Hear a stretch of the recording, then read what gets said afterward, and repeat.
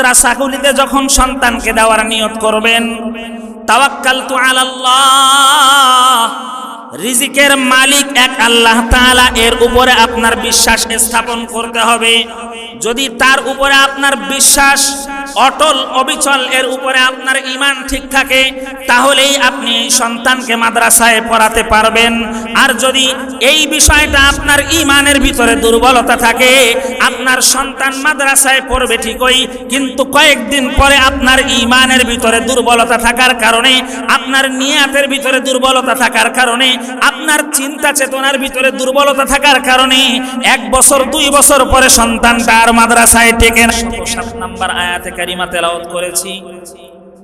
উক্ত আয়াতে কারিমাকে সামনে নিয়ে আল্লাহ পাক রব্বুল আলামিন এমন কিছু কথা যেন বের করে দেন, যেই কথাগুলির মাধ্যমে আপনার আমার ইহকালীন জীবন এবং পরকালীন জীবন আল্লাহ তাআলার কাছে দামি হয়ে যায়। সকলে বলি আল্লাহুম্মা আমিন।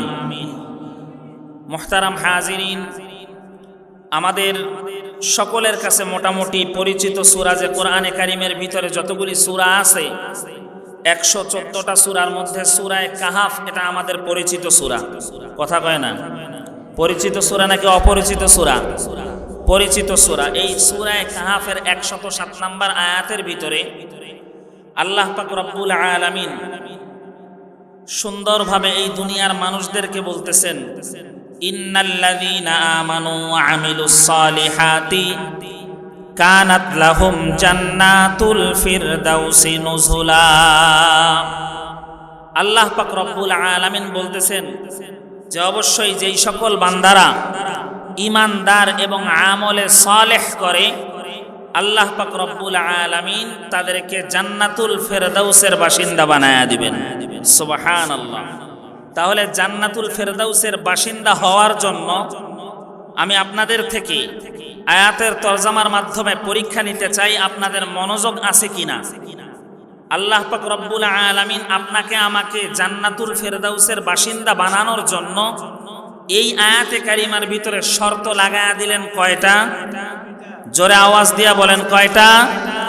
1 নাম্বার হলো, যে জান্নাতুল ফিরদাউসের বাসিন্দা হতে চায় সে যেন ঈমানদার হয়, আর যে জান্নাতুল ফিরদাউসের বাসিন্দা হয়ে যায় হতে চায় সে যেন ঈমানদারের পাশাপাশি যেই আমলে সালেহ গুলো আল্লাহ পাক রব্বুল আলামিন নবী করিম সাল্লাল্লাহু আলাইহি ওয়াসাল্লাম ও সাহাবায়ে কেরাম রাদিয়াল্লাহু আনহুম আজমাইনদের মাধ্যমে আমাদেরকে শিক্ষা দিয়েছেন, সেই সকল আমলে সালেহ গুলো আমরা আমাদের জিন্দেগির ভিতরে করার মাধ্যমে জান্নাতুল ফিরদাউসের বাসিন্দা হতে পারবে। তাহলে মুহতারাম হাজিরিন, ভালো করে বুঝার চেষ্টা করেন। 1 নাম্বার শর্ত হচ্ছে ঈমানদার হওয়া। ঈমানদারের শর্ত কি? কোরআন হাদিসের ভিতরে তালাশ করে আপনি দেখেন ঈমানদারের শর্ত যেগুলি আছে, আপনি সেগুলির ভিতরে একজন ঈমানদারের রূপরেখা কি হবে? মাথায় টুপি দেওয়া, শুধুমাত্র দাড়ি রাখা, গায়ের ভিতরে লম্বা জামা গায়ে দেওয়া, মাথার ভিতরে বড় একটা পাগড়ি বাঁধা, এগুলি কি ঈমানদারের আলামত?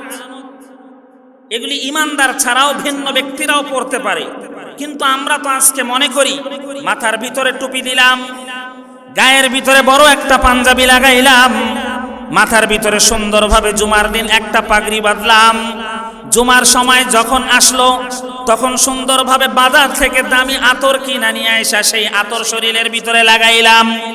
আবার সপ্তাহে একদিন অনেককেও দেখা যায় জুমার দিন সুন্নতের উপরে আমল করবার জন্য চোখের ভিতরে সুরমা লাগায়া দেয়।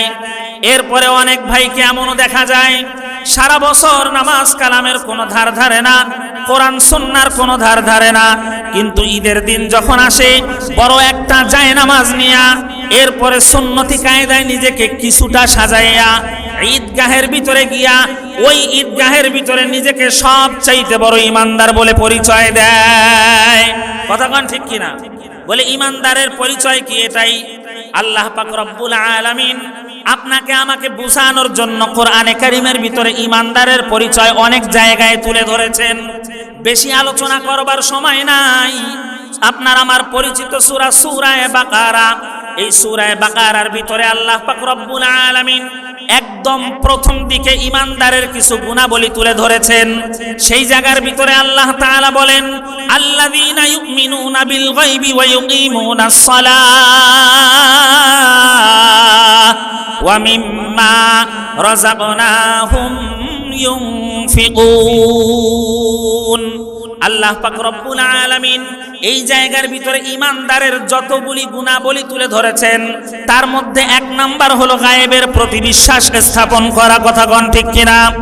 2 নম্বরে আল্লাহ পাক রব্বুল আলামিন যেই ইমানদারের গুণাবলী তুলে ধরেছেন সেটা হচ্ছে আল্লাহ পাক রব্বুল আলামিনের গায়েবের উপরে বিশ্বাস স্থাপন করবার পরে আল্লাহ তাআলা এবার বান্দার উপরে কাজ দিয়েছেন, বান্দা তুমি নামাজ আদায় করো, ঈমানের 2 নাম্বার গুণ তোমার ভিতরে অর্জন হয়ে যাবে। এরপরে আল্লাহ পাক রব্বুল আলামিন ওয়া মিম্মা রাযাকনাহুম বলে আপনারে আমারে সর্বপ্রথম শিক্ষা দিয়েছেন, বান্দা দুনিয়ার ভিতরে যেই হাত দিয়া কামাই রোজগার করো এই হাত কিন্তু দেওয়া আমার, যেই পা দিয়ে দুনিয়ার জমিনে চলাফেরা করো এই পাটাও দেওয়া আমার, যেই বডি নিয়ে দুনিয়ার ভিতরে তুমি ফখর করো এই বডিটাও দেওয়া কিন্তু আমার, যেই চক্ষু দিয়া দুনিয়ার নাজ নিয়ামত গুলাকে তুমি সুন্দরভাবে দেখো বলে এগুলিও দেওয়া আমার, যেই কান দিয়া তুমি দুনিয়ার সকল মানুষের কথাগুলি শ্রবণ করো বলে এগুলোও তো দেওয়া আমার। আল্লাহ পাক রব্বুল আলামিন জানায়া দিতে চান এই সবগুলি বান্দা তোমারে দিলাম। ওয়া মিম্মা রাযাকনাহুম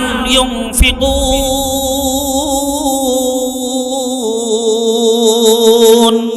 আল্লাহ পাক রব্বুল আলামিন সুন্দরভাবে আপনারা আমারে স্মরণ করায়া দিয়া রিজিকের মালিককে জোরে মালিকের নামটা ডাক দিয়া বলেন তো কে?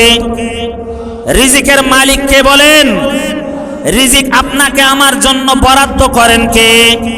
আপনার হাত রিজিকের বরাদ্দ করতে পারবে? আল্লাহ তাআলা যদি চাইতেন জন্মের সময় 2টা হাত ছাড়াই আপনাকে বানাইতে পারতেন। কথা কোন ঠিক কিনা? এরপরে আল্লাহ যদি চাইতেন 2টা পা ছাড়াই আপনাকে বানাইতে পারতেন, তাহলে হাত দিয়ে আপনি মনে করেন যে হাত দিয়ে আপনি কামাই করতেছেন, না রে ভাই না, এই হাত দিয়ে কামাই করবার মতো আপনার শক্তি নাই।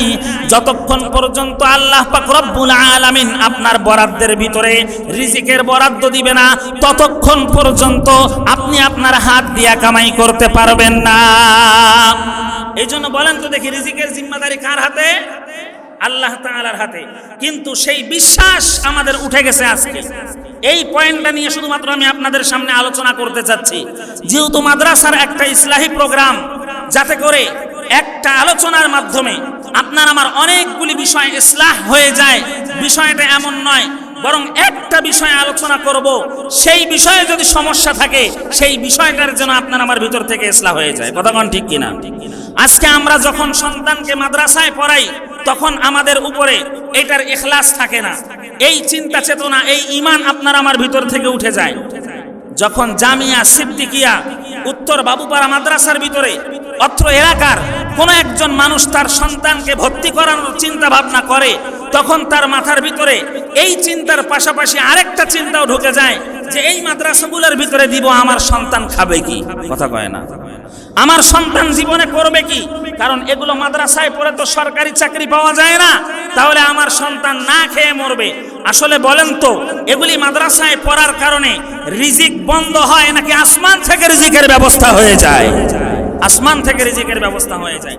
আমি যখন ছোটকালে মাদ্রাসায় পড়তাম, আমি আমার হালতের কথা বলি, আমি যখন ছোটকালে মাদ্রাসায় পড়তাম, বাবার একটু সম্পদ ছিল, এটা আপনারা যারা আমাকে চিনেন তারা জানেন। আমার বাবার কিছু না কিছু হলেও সম্পদ আছে, তো একটু আদরে লালিত পালিত হয়েছি। তো মাদ্রাসায় যাওয়ার পরে খুব কষ্ট, শুধু ডাইলের পানি আর সেই পোকা ধরা ভাত খাইতে মন চায় না, খুব কষ্ট হইতো। বাসায় এসে আব্বাকে বলতাম, আব্বা মাদ্রাসায় তো এগুলো খাইতে পারি না, থাকতে পারি না, শুধু ফ্লোরের উপরে থাকতে হয়। এমন একটা মসজিদ, যেই মসজিদের ভিতরে নামাজ পড়তে গেলে হাঁটু ভিজে যায়, এই রকম অবস্থা ছিল আমাদের মাদ্রাসার, এই রকম হালত ছিল। এখন তো সেই রকম মাদ্রাসা পাওয়া যায় না। আল্লাহ তাআলার বান্দাদের নেক দানের মাধ্যমে আল্লাহ তাআলা ইতিহাসকে পরিবর্তন করে দিয়েছেন। সুবহানাল্লাহ। তো এগুলো আব্বাজানকে বলতাম, আব্বাজান বলতো, বাবা অল্প কয়টা দিন সবুর করো, অল্প কয়টা দিন তুমি ধৈর্য ধারণ করো, আজকে ডাইলের পানি খেয়ে মানুষ হবা, কিন্তু তুমি যখন লেখাপড়া শেষ করে আসবা দেখবা ঘরের ভিতরে এলাকার ভিতরে সবচাইতে বড় মুরগিটা জবাই করে তোমার মেহমানদারির ব্যবস্থা করবে। কথা কোন ঠিক কিনা? রিজিকের মালিককে জোরে চিল্লায়া বলেন। এরপরে আব্বাজান বারবার বলতেন যে বাবা শুধু আলেম হয়ে আসো, আলেম হওয়ার পরে এখন তুমি রিজিকের সন্ধান করতেছো, রিজিকের তালাশ করতেছো, আলেম হওয়ার পরে তোমাকে রিজিকের তালাশ করবে না, বরং রিজিক তোমাকেই তালাশ করে নেবে। আসলেই কথা ঠিক। বর্তমান আমি খাবার থেকে দূরে সরে বেড়াই, খাবার আমার ডান বাম পূর্ব পশ্চিম উত্তর দক্ষিণ খালি ঘোরে আর ঘোরে, খালি বলে যে খাও না কেন। কথা কোন ঠিক কিনা? এই জন্য মুহতারাম হাজিরিন, এই মাদ্রাসাগুলিতে যখন সন্তানকে দেওয়ার নিয়ত করবেন, তাওয়াক্কালতু আলাল্লাহ, রিজিকের মালিক এক আল্লাহ তাআলা, এর উপরে আপনার বিশ্বাস স্থাপন করতে হবে। যদি তার উপরে আপনার বিশ্বাস অটল অবিচল, এর উপরে আপনার ঈমান ঠিক থাকে, তাহলেই আপনি এই সন্তানকে মাদ্রাসায় পড়াতে পারবেন। আর যদি এই বিষয়টা আপনার ঈমানের ভিতরে দুর্বলতা থাকে, আপনার সন্তান মাদ্রাসায় পড়বে ঠিকই, কিন্তু কয়েকদিন পরে আপনার ঈমানের ভিতরে দুর্বলতা থাকার কারণে, আপনার নিয়াতের ভিতরে দুর্বলতা থাকার কারণে, আপনার চিন্তা চেতনার ভিতরে দুর্বলতা থাকার কারণে 1 বছর 2 বছর পরে সন্তানটা আর মাদ্রাসায় টেকে না। কথা কোন ঠিক কিনা? মাদ্রাসায় ভর্তি হয়, আল্লাহ পাক রব্বুল আলামিন কত মহাব্বত কইরা মাদ্রাসায় নিয়ে আসেন। এই এলাকার ভিতরে 50টা বাচ্চার মধ্যে আল্লাহ তাআলা যার বাচ্চাকে জান্নাতের মেহমান বানাইতে চান, সেই বান্দাকেই আল্লাহ পাক রব্বুল আলামিন মাদ্রাসায় পড়ার ব্যবস্থা করে দেন। বলে হুজুর প্রমাণ? 28 নম্বর পারা 2 নম্বর পৃষ্ঠা, সেই জায়গার ভিতরে তালাশ করে দেখেন। আল্লাহ পাক রব্বুল আলামিন বলেন, ইয়ারফাইল্লাহুল্লাযীনা আমানু মিনকুম ওয়াল্লাযীনা উতুল ইলমা দারাজাত। বলে আল্লাহ পাক রব্বুল আলামিনের কাছে ঈমানদারের মর্যাদা সবচাইতে বেশি। বলে ঈমানদারদের ভিতরে কিছু আছে এই দুনিয়ার ভিতরে যারা আল্লাহ তাআলার কাছে ভিআইপি মেহমান, ডবল ভিআইপি মেহমান। বলে তারা কারা? ওয়াল্লাযীনা উতুল ইলমা দারাজাত, যার দিলের ভিতরে কোরআন এবং হাদিসের জ্ঞান রয়েছে, কোরআন এবং সুন্নাতের জ্ঞান রয়েছে। আল্লাহ পাক রব্বুল আলামিনের কাছে দুনিয়ার ভিতরে আসমানের নিচে জমিনের উপরে সবচাইতে মর্যাদাবান। কথা কোন ঠিক কিনা? বলে আর হাদিস দেন, আরো দলিল দেন। আপনি নবী করিম সাল্লাল্লাহু আলাইহি ওয়াসাল্লামের হাদিস তালাশ করে দেখেন। মুক্তবের ভিতরেই বাচ্চাদেরকে পড়ায়, খায়রুকুম মান তাআল্লামাল কুরআনা ওয়া আল্লামা। এই দুনিয়ার ভিতরে সর্বোত্তম ব্যক্তি তারাই যে নিজে কোরআনে কারীম শিক্ষা করে এবং অপরকে কোরআন শিক্ষা দেয়। সুবহানাল্লাহি ওয়া বিহামদিহি। এই জন্য মুহতারাম হাজিরিন, একটু আপনারা আওয়াজ দিয়ে বলেন, কোরআনের জন্য আসলে রিজিক কমে নাকি আল্লাহ তাআলা আসমান থেকে রিজিকের বরাদ্দ দেয়? আল্লাহ তাআলা আসমান থেকে রিজিকের বরাদ্দ দেয়। আজকে তো আমাদের ইয়াকিন নাই, আজকে আমাদের ইখলাস নাই।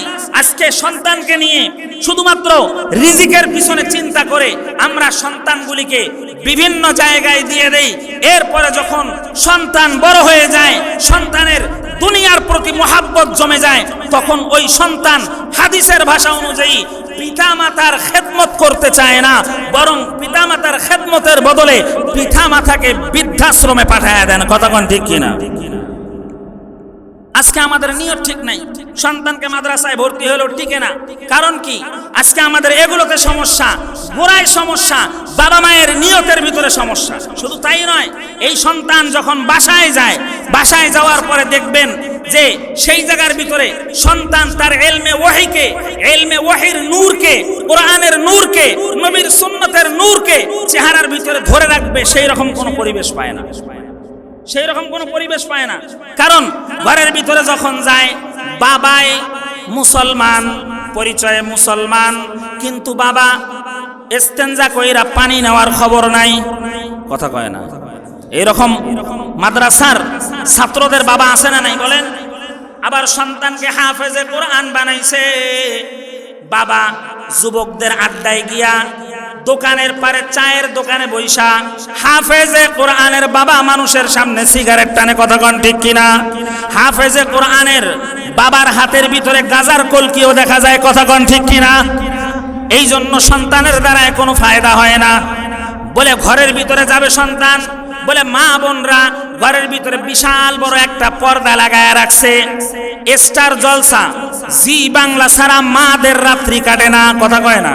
হাফেজে কোরআনের মা যার সন্তানকে কোরআনের হাফেজ বানানোর জন্য মাদ্রাসায় দিয়েছেন, কিন্তু সন্তান যখন বাসায় যায় মায়ের কাছেও পরিবেশ পায় না। ওরে মা,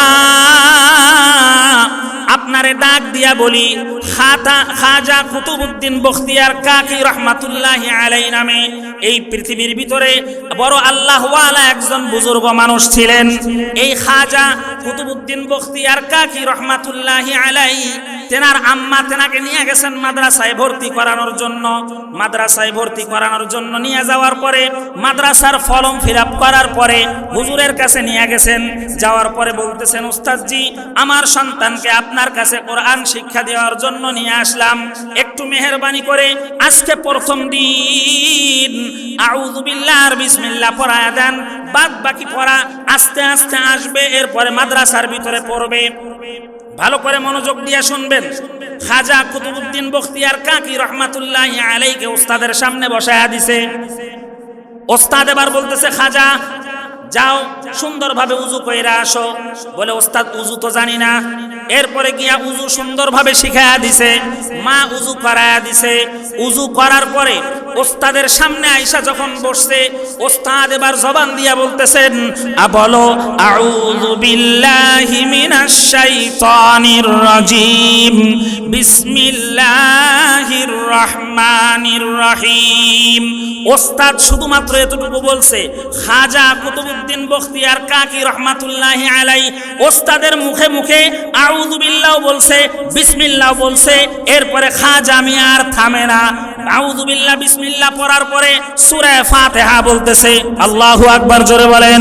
সূরা ফাতিহা শেষ হয়েছে, এরপরে সূরা বাকারার তেলাওয়াত শুরু করেছে। জোরে চিল্লায় বলেন না আল্লাহু আকবার। ওস্তাদ শুধুমাত্র কি পড়াইছে? আউযু বিল্লাহর বিসমিল্লাহ। ছোট একটা বাচ্চা, ওস্তাদ শুধুমাত্র আউযু বিল্লাহর বিসমিল্লাহ পড়ায়া দিছে। আউযু বিল্লাহ বিসমিল্লাহর পরে অটো মুখ দিয়া চালু হয়ে গেছে সূরা ফাতিহা, এরপরে সূরা বাকারা, এরপরে সূরা আলে ইমরান। এক পারা শেষ হয়, খাজা থামে না। দুই পারা শেষ হয়, খাজা থামে না। তিন পারা শেষ হয়, খাজা থামে না। এইভাবে পড়তে পড়তে পড়তে পড়তে একদম লাগাতার 17 পারা পর্যন্ত একভাবে শেষ করে তারপরে গিয়া খাজা মিয়া চুপ হয়ে গেছে। আল্লাহু আকবার। ওস্তাদ এবার আশ্চর্য। মা পর্দার অন্তরালে দাঁড়ায়া শুধুমাত্র বারবার চোখের পানি ফেলতেছেন। ইতিপূর্বে আমার সন্তানকে কোনোদিন আমি কোরআনের কারো কাছে পড়াই নাই। এই আসমানি ইলম আমার সন্তানের সিনার ভিতরে কিভাবে আসলো? এবার ওস্তাদ আম্মা জানকে ডাক দিয়া বলে, ও খাজা কুতুবউদ্দিনের মা, তুমি কি তোমার সন্তানকে আমার কাছে নিয়ে আসছো আমার সাথে টিটকারি করার জন্য? মা চোখের পানি ছাইরা দিয়া বলে, না হুজুর, আমি টিটকারি করার জন্য আপনার সামনে আমার সন্তানকে নিয়ে আসি নাই। এই বেয়াদবি করার মতো আমার দিলের ভিতরে কোনো সাহস নাই। তাহলে তোমার সন্তানকে যদি নিয়ে টিটকারি করার জন্য, সন্তানকে ডাক দিয়া বলতেছে, সন্তান বলো তো দেখি ঘটনা কি? এরপরে সন্তান মুখ খুইলা গেছে, জবান দিয়া সে বলতেছেন, এই 17 পারা শুধুমাত্র ওস্তাদ জি আজকের থেকে মুখস্থ নয়। যখন আমি আমার মায়ের পেটের ভিতরে ছিলাম, আমার মা ছিল এই 17 পারা কোরআনের হাফেজা। এর বেশি আমার মায়ের জানা ছিল না। আমার মা প্রত্যেক দিন এই 17 পারা কোরআনে কারিমের তেলাওয়াত নিজের ঘরের ভিতরে করতেন। আমি পেটের ভিতরে থাইকা খাজা কুতুবউদ্দিন বড় কান লাগায়া সেখান থেকে শুনতাম। জন্মের পরে এই 17 পারা শুনেছি। শুনতে শুনতে শুনতে শুনতে এতবার শুনেছি, আজকে উস্তাদের কাছে এই 17 পারা পড়ার কোনো প্রয়োজন নাই। আমারে যখন আউযু বিল্লাহ বিসমিল্লাহ বইলা দিছেন, এরপরে লাগাতার আমার 17 পারা মনে হয়ে গেছে। এই জন্য মুহতারাম হাজিরিন, সন্তানকে আজকে মাদ্রাসায় দিবেন, ঘরের ভিতরে জি বাংলা বন্ধ করে দেন, কথা কোন ঠিক কিনা? স্টার জলসা বন্ধ করে দেন, টিভি সিনেমা বন্ধ করে দেন, টাচ ফোনের ব্যবহার বন্ধ করে দেন, ঘর থেকে বিড়ি সিগারেট বিদায় করে দেন, ঘর থেকে আরো যত ধরনের অন্যায়ের কাজ আছে সবগুলোকে বিদায় করে দেন। তারপর তারপরে সন্তানকে মাদ্রাসায় দেন।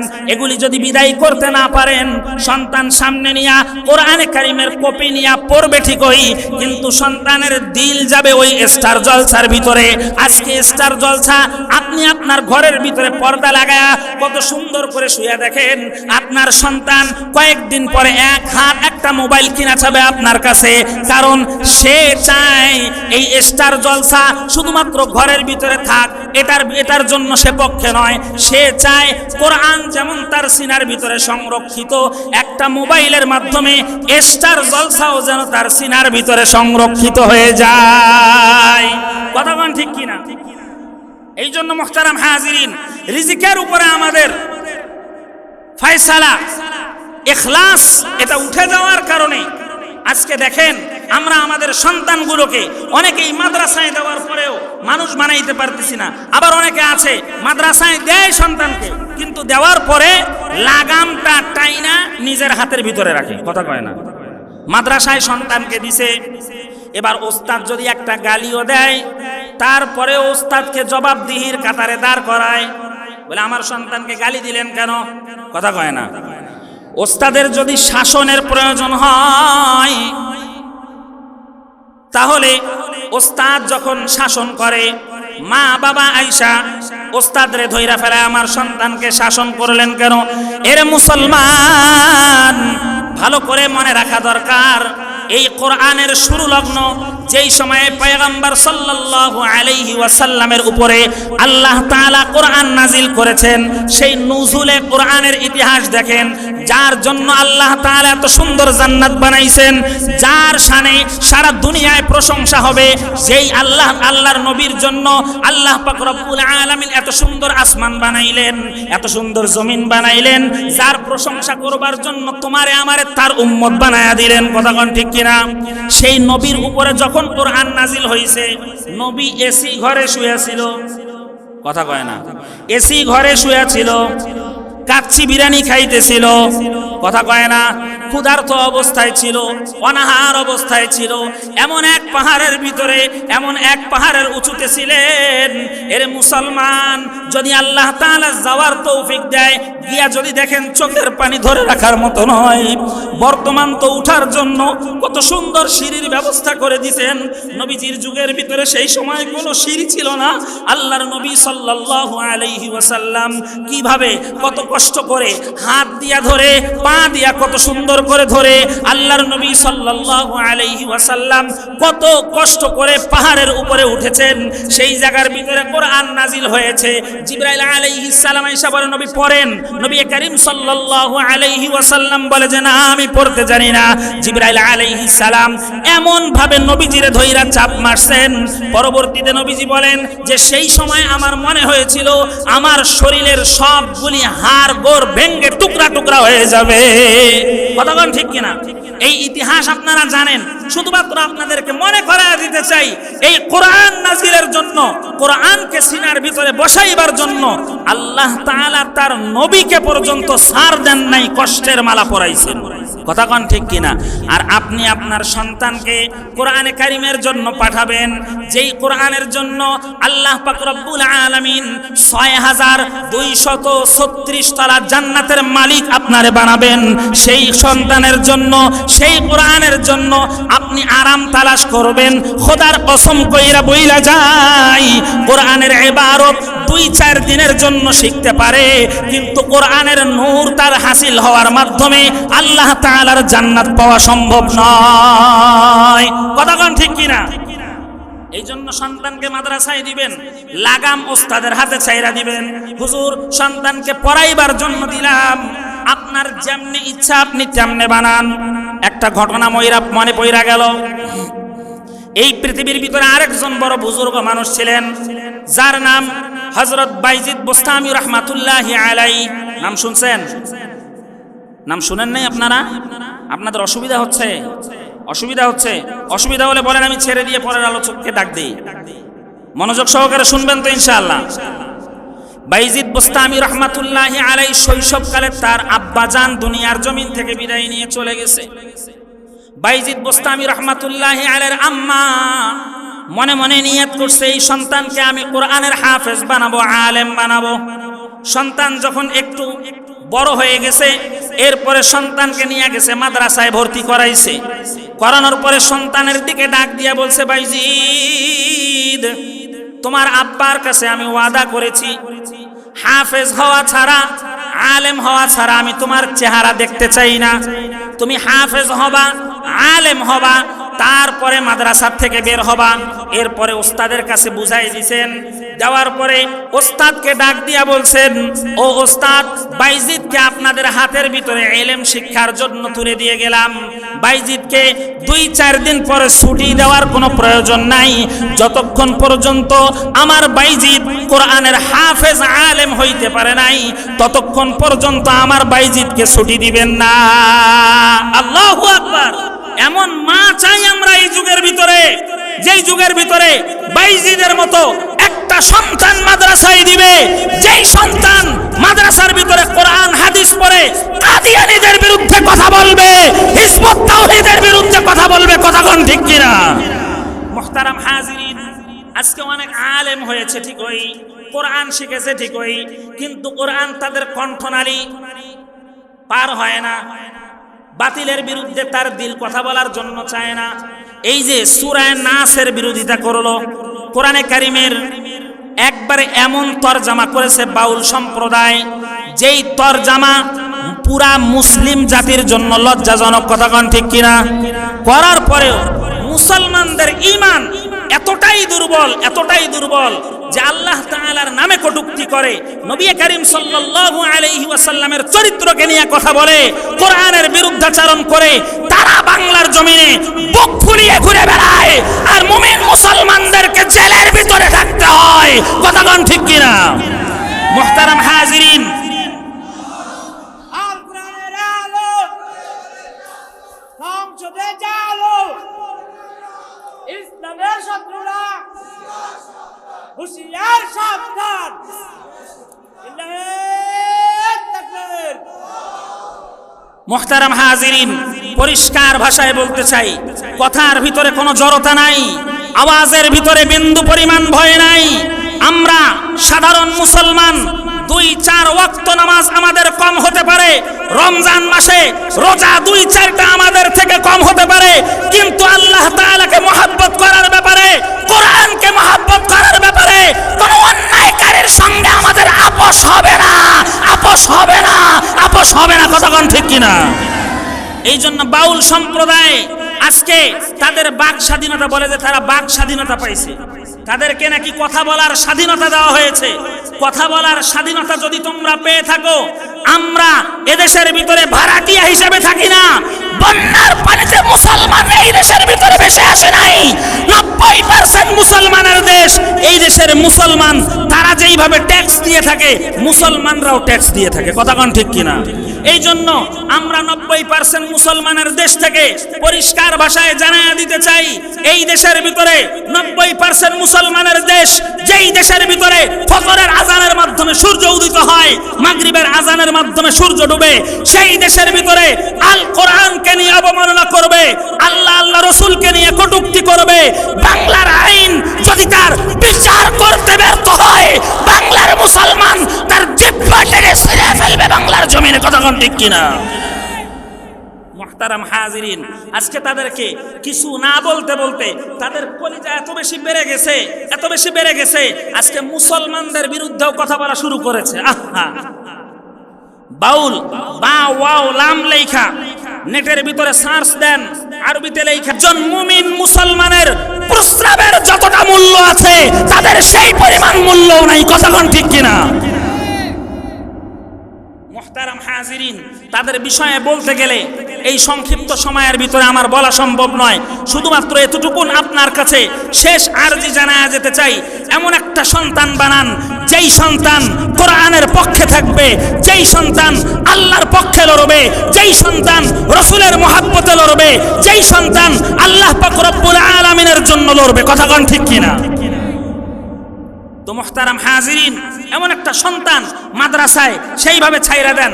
এই জন্য এইরকম একটা মা চাই, যেই মা বাইজিদ বোস্তামি রহমাতুল্লাহি আলাইহির মা সুন্দরভাবে ওস্তাদকে ডাক দিয়া বলতেছেন, ওগো ওস্তাদ, সন্তানকে আপনারে মাদ্রাসায় দিয়া গেলাম, যতক্ষণ পর্যন্ত আমার সন্তান কোরআনের হাফেজ এবং আলেম হয় নাই ততক্ষণ পর্যন্ত আমার সন্তানকে ছুটি দিবেন না। বাইজিদের মা এই কথা বলে বাস চলে গেছে।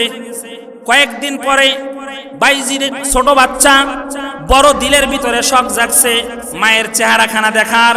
এতিম বাচ্চা, বাবাও এই দুনিয়ার জমিনে বেঁচে নাই, এই জন্য ওস্তাদের কাছে গিয়া ছুটি চাইছেন। ওস্তাদ, একটু মেহেরবানি করে আমারে ছুটি দেন, মায়েরে দেখতে বড় মনে চায়, একটু বাসা থেকে গিয়া মায়ের চেহারাখানা দেখাই চলে আসবো।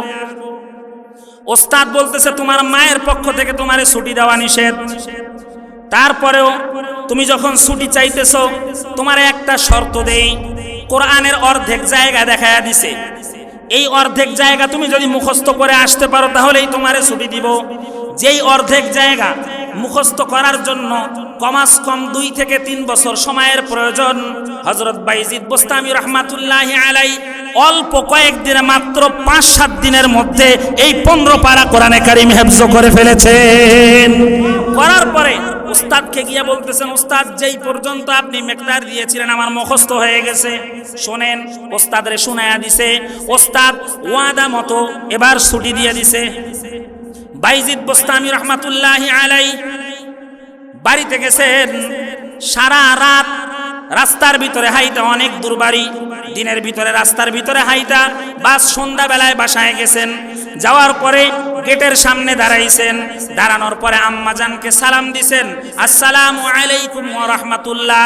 ভিতর থেকে আম্মাজান জবাব দিছে, এরপরে সালামের উত্তর দিছে। দেওয়ার পরে বলতেছে, কে বাইরে থেকে আমারে সালাম দেয়?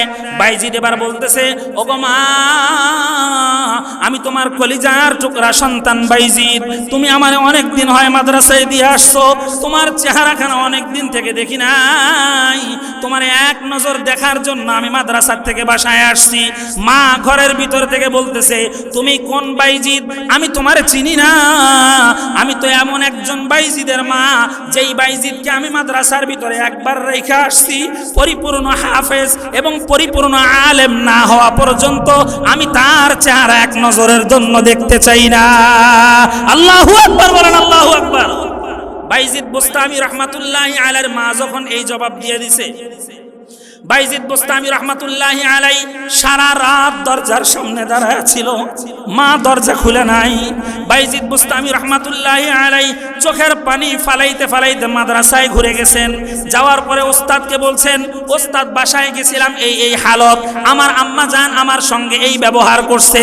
ওগো ওস্তাদ, আজকে ওয়াদা করলাম যতক্ষণ পর্যন্ত আমি আলেম হই নাই, যতক্ষণ পর্যন্ত আমি পরিপূর্ণ হাফেজে কোরআন হইতে পারি নাই, ততক্ষণ পর্যন্ত আমি আমার মাকে আমার এই চেহারা দেখাবো না।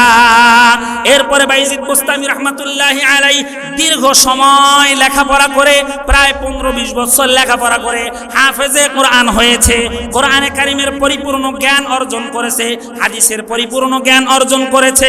এরপরে ওস্তাদ ক্লাসের ভিতরে ডাক দিয়া বলতেছে, বাইজিদ, 15-20 বছর থেকে তুমি কোনোদিন বাসায় যাও নাই, তোমার কি মায়ের দেখার জন্য মন চায় না?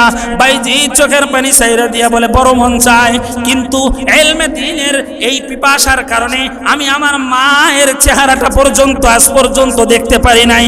ওস্তাদ এবার ক্লাসের ভিতরে ডাক দিয়া বলতেছে, বাইজিদ, তুমি তো কোরআনের হাফেজ হয়ে গেছো অনেক আগে, এই তো আজকে হাদিসের শেষ সবক শেষ করলা, আগামীকালকে তুমি বাসায় যাইতে পারবা, আগামীকালকে তোমার মাথায় আমি ফজিলতের পাগড়ি পরায়া দিব, তুমি তারপরে বাসায় চলে যাবা।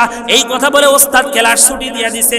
রাত্রে বেলা যখন ওস্তাদ ঘুমাইছে, সেই ওস্তাদকে আল্লাহর নবী সাল্লাল্লাহু আলাইহি ওয়াসাল্লাম স্বপ্নের মধ্যে হাজিরা দিয়ে বাইজিদ সম্পর্কে সুসংবাদ প্রদান করতেছে। সুবহানাল্লাহি ওয়া বিহামদিহি। কি সুসংবাদ? স্বপ্নের ভিতরে জিজ্ঞাসা করতেছেন, এ ওস্তাদ, বাইজিদ কি হাফেজ হয়ে গেছে? বলে হ্যাঁ হইছে। বলে আলেম হইছে? বলে হ্যাঁ হইছে। আগামীকালকে সকালবেলা তার মাথায় ফজিলতের পাগড়ি পরায়া দিব। বলে এই ফজিলতের পাগড়ি পরায়া দিবা। আমি পয়গম্বর বলি এই ফজিলতের পাগড়ি শুধুমাত্র বাইজিদের মাথায় একটা নয়, বরং দুইটা পাগড়ি পরায়া দিবা। বাইজিদ শুধুমাত্র ইলমে দ্বীন অর্জন করে নাই, বরং তাসাউফের মাধ্যমে আল্লাহ তাআলার প্রেম তার দিলের ভিতরে এত পরিমাণ জমছে, যেই প্রেম থেকে দুনিয়ার কোনো মানুষ তাকে কোনোদিন আলাদা করতে পারবে না। সুবহানাল্লাহ। বলে দুইটা ফজিলতের পাগড়ি পরায়া দিবা, একটা তাসাউফের পাগড়ি আর একটা দাওরায়ে হাদিসের পাগড়ি। বাস পরের দিন উইঠা ওস্তাদ দুইটা পাগড়ি বাইজিদের মাথায় পেঁচায়া দিছে। বাইজিদ এবার কানতে কানতে বাসায় চলে গেছে। যাওয়ার পরে এবার আম্মাজানকে সালাম দিয়া বলছে, আম্মাজান তোমার বাইজিদ পরিপূর্ণ হাফেজ এবং আলেম হয়ে তোমার দুয়ারে আসছে, এবার দরজাখানা খুলে দাও। বাড়ির থেকে দরজাখানা খুলে দিছে। আম্মাজানের কাছে গিয়ে দেখেন আম্মাজান বড় মুমূর্ষু অবস্থায় বিছানার ভিতরে পড়ে আছে। চক্ষু দুইটার আগের মতো দৃষ্টি শক্তি নাই, কোন মতো আফসা আফসা সন্তানরে দেখতে পায়। তাকায়া দেখে আমার বাইজিদ আমার সামনে আজকে আলেম হয়ে দাঁড়ায় আছে, তাসাউফের আরেকটা পাগড়ি নিয়ে দাঁড়ায় আছে। মা চোখ দিয়ে পানি ছাইরা দিচ্ছেন। দেওয়ার পরে বাইজিদরে ডাক দিয়া বলতেছেন, বাইজিদ আমি আজকে সফল হয়ে গেছি। তোমার আব্বা যখন দুনিয়ার জমিন থেকে বিদায় নিয়ে চলে যায়, তোমার আব্বার কাছে আমি ওয়াদা করেছিলাম যতক্ষণ পর্যন্ত তোমার আমি আলেম বানাবো না ততক্ষণ পর্যন্ত তোমার পিছু ছাড়বো না। আমার উদ্দেশ্য পুরা হয়ে গেছে। এরে বাইজিদ আমার জন্য এক বদনা উজুর পানি নিয়ে আসো। এরপরে বাইজিদ উজুর পানি নিয়ে আসছেন, সুন্দরভাবে মাকে উজু করাইছেন। মা এবার ডাক দিয়া বলতেছেন, সুন্দরভাবে আমার একটা জায়নামাজ বিছায়া দাও। এরপরে জায়নামাজ বিছায়া দিছে। মা শুকরিয়া তান জীবনের শেষ নামাজ পড়ার জন্য জায়নামাজের উপরে দাঁড়ায়া গেছে। যখন সিজদায় গেছে, যাওয়ার পরে ডাক দিয়া বলতেছে রব্বে কারিমকে, ওগো রব্বে কারিম আমি মা যদি অসুস্থ হয়ে আজকে এই বাইজিদের ঘরের ভিতরে পড়ে থাকি, বাইজিদ আমার সেবা করতে গিয়ে আপনার কালামে পাকের সেবা করতে পারবে না, হাদিসের সেবা করতে পারবে না, নবীর সুন্নতের প্রচার করতে পারবে না। এই জন্য আল্লাহ আমি বাইজিদের আব্বার সঙ্গে করা ওয়াদাকে পূরণ করে ফেলছি। এখন আমি আপনার দরবারে হাজিরা দিতে চাই। এরপর সেই সেজদার ভিতরে কালিমা পড়তে পড়তে বাইজিদের আম্মা জান দুনিয়ার জমিন থেকে বিদায় নিয়ে সরাসরি জান্নাতের মেহমান হয়ে গেছেন। এই জন্য মুহতারাম হাজিরিন, এই যুগের ভিতরে এই রকম মা চাই, যেই মা তার সন্তানকে মাদ্রাসায় ভর্তি করায়া দিবে, উস্তাদের হাতের ভিতরে একদম উঠায়া দিবে। যতক্ষণ পর্যন্ত আলেম হবে না অথবা যতক্ষণ পর্যন্ত হাফেজ হবে না, ততক্ষণ পর্যন্ত সন্তানের কোনো পক্ষ থেকে কোনো আবদার পূরণ করবে না। কথাগণ ঠিক কিনা? কিন্তু আজকের মা বাবা কেমন, 2 দিন পরে পরে আইসা হুজুরের কাছে ছুটি চায়। একটু নাকের ভিতরে সর্দি লাগছে, আইসাই হুজুরের কাছে বিরক্ত করে। কথাগণ ঠিক কিনা? হুজুর একটা কিছু বলছে, বাস এটা নিয়ে হুজুরের উপরে অ্যাকশনে যায়। মুহতারাম হাজিরিন, মাদ্রাসার ভিতরে ভর্তি করায়া দিয়া লাগাম যদি আপনার হাতের ভিতরে রাখেন, খোদার কসম কইরা বলে যাই, শুধুমাত্র কোরআনের 2-4 হরফ শিখতে পারে, কিন্তু আল্লাহর নবী যেই ইলমে ওহী রেখে গেছেন, সেই ইলমে ওহীর নূর তার সিনার ভিতরে অর্জন হবে না। যদি ইলমে ওহীর নূর সন্তানের সিনার ভিতরে অর্জন করাইতে চান, তাহলে আল্লাহর উপরে তাওয়াক্কুল করে রিজিকের মালিক আল্লাহ তাআলাকে ভেবে ওস্তাদকে একদম রাহনুমাই মেনে একদম সন্তানকে ওস্তাদের হাতের ভিতরে উঠায়া দেন। আল্লাহ পাক রব্বুল আলামিন এই সন্তানের বদৌলতে আপনি মরে কবরের ভিতরে যাইতে দেরি হবে, আল্লাহ তাআলা আপনার কবরকে জান্নাতের বাগান বানাইতে এক চুল পরিমাণ দেরি করবেন না। সুবহানাল্লাহ।